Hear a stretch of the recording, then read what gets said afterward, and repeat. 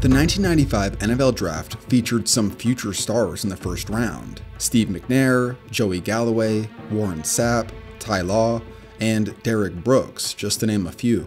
But the #1 overall pick that year was none of those guys.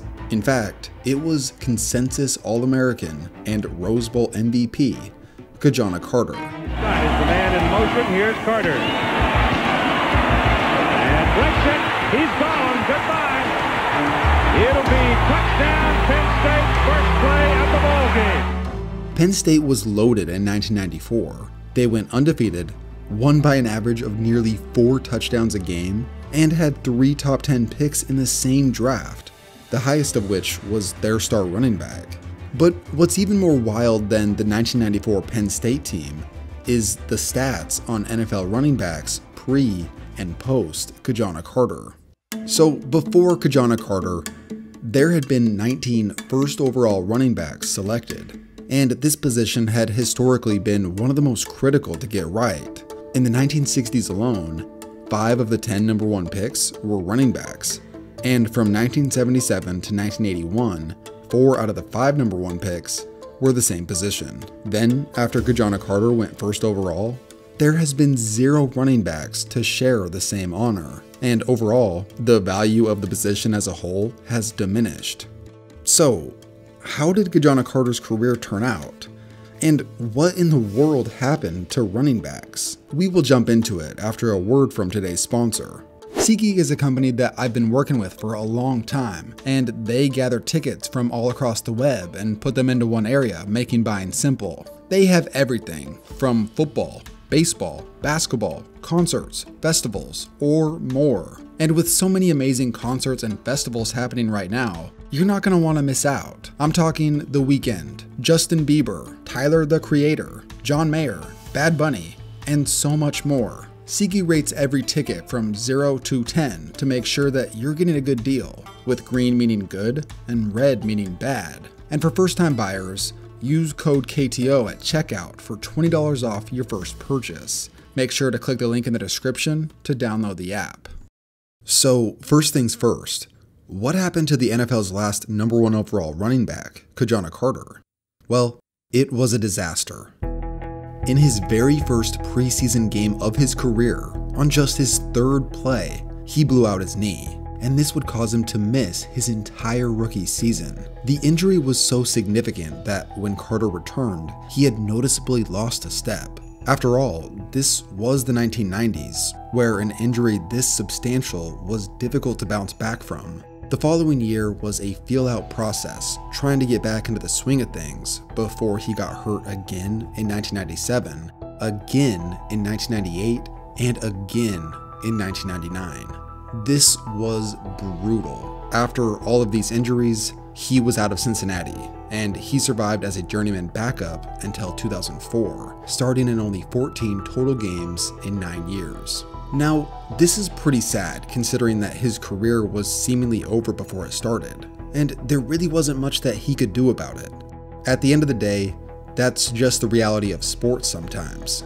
So, with 0 running backs taken #1 since Kajana Carter, this begs the question, was he the reason that no running backs have gone #1 after 1995? Let's look more into that. The reality was, the position as a whole had already seen a steady decline over the past decade or so to that point. In fact, after the run of running backs taken from 1977 to 1981, only 2 total were selected in the next 14 years: Bo Jackson and Kajana Carter.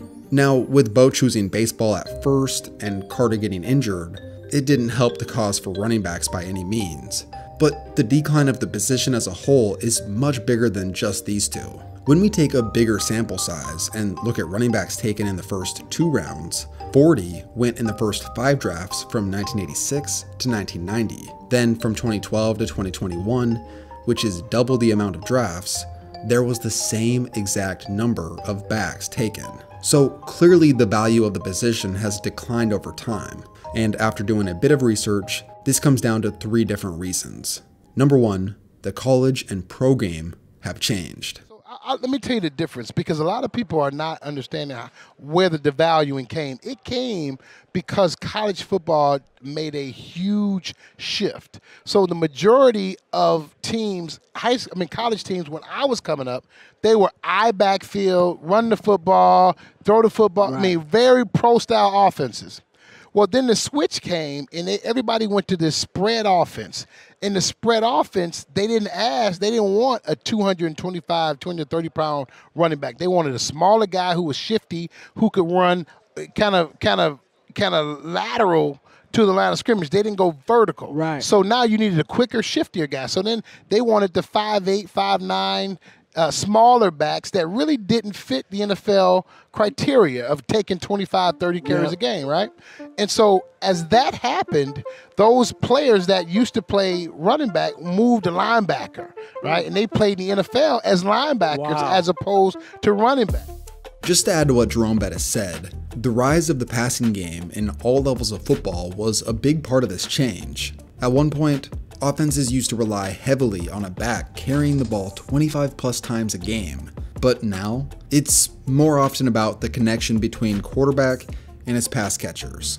A modern day running back still holds plenty of value, but reason number 2 as to why running backs have become less important will shed some more light on this. Reason number 2, the quickest aging position in football.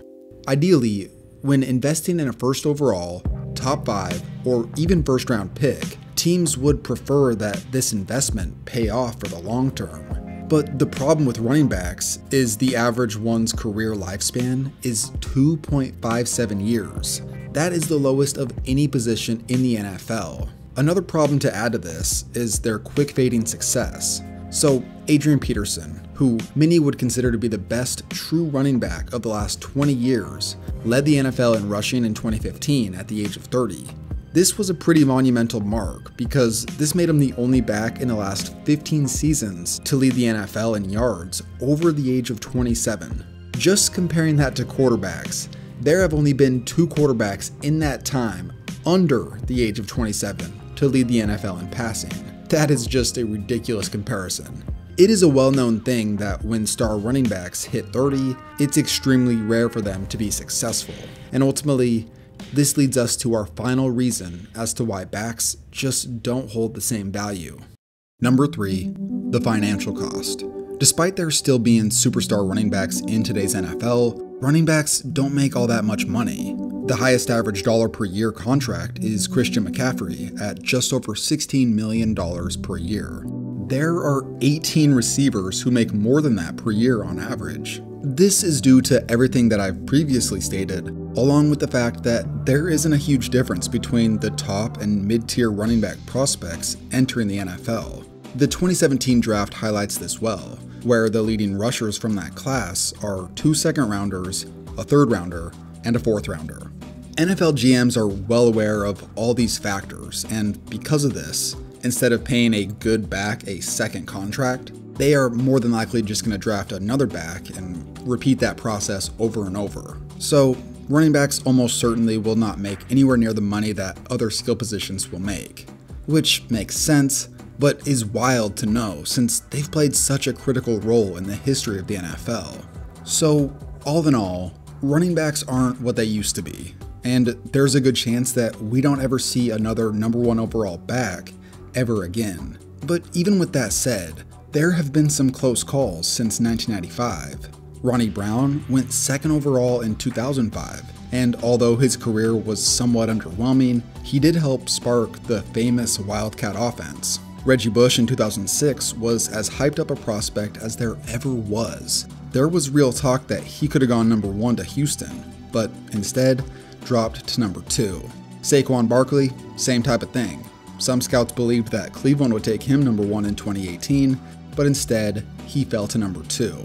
Even though you'd be hard-pressed to say that any of these guys deserve to be even that high of selection, there's still an argument to be made for some other dudes. Just in 2016, the draft debate revolved around Jared Goff and Carson Wentz, 2 so-so quarterbacks today. You think that if the Rams knew what they now know about 2nd-round pick Derrick Henry, and just for hypotheticals, they didn't already have Todd Gurley, would Derrick Henry be worth the number 1 overall pick?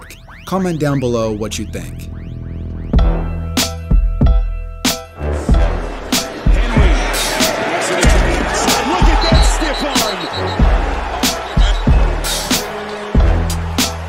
And then if you're running sideways, forget about it.